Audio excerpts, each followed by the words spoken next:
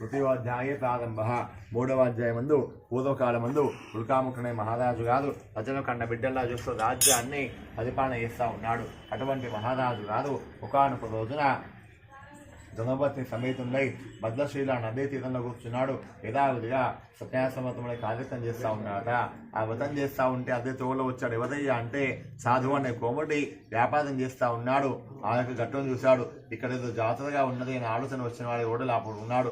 అనుకున్న విధంగా ఆ వర్తకంలో బాగా లాభాలు కూడా వచ్చాయి. వచ్చిన వారితోని ఆ దేశాన్ని మహారాజు గారు ఏదో పూజా కార్యక్రమాన్ని చేస్తున్నట్లా ఉన్నాడు. టెంకాయలు ఫల పుష్పాలు తీసుకుని వెళ్ళి ఆ యొక్క మహారాజుకి ఇచ్చి సవనీయముగా నమస్కారం చేశాడట. మహారాజా, ఈ వ్రతమేముడు స్వామి, ఎందుకోసం చేస్తున్నావు, నీకేం తక్కువ అని మాట ప్రశ్నించాడు.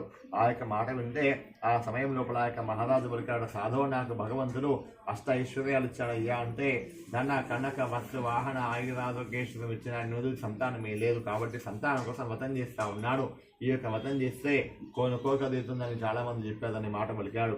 ఆ మాట వినగానే ఆ సాధువు కూడాను తీర్థాన్ని ప్రసాదాన్ని చేతబడుతున్నాడు. దేవా, నా వద్ద కూడా ఎంతో ద్రవ్యం ఉన్నదయ్యా, కాకపోతే నాకు సంతానం లేదు స్వామి, ఎప్పుడైతే నాకు సంతానం ఇస్తావో అదే సమయం లోపల నీ యొక్క వ్రతాన్ని చేస్తానయ్యా అని చెప్పేసి దండం పెట్టుకున్నాడు.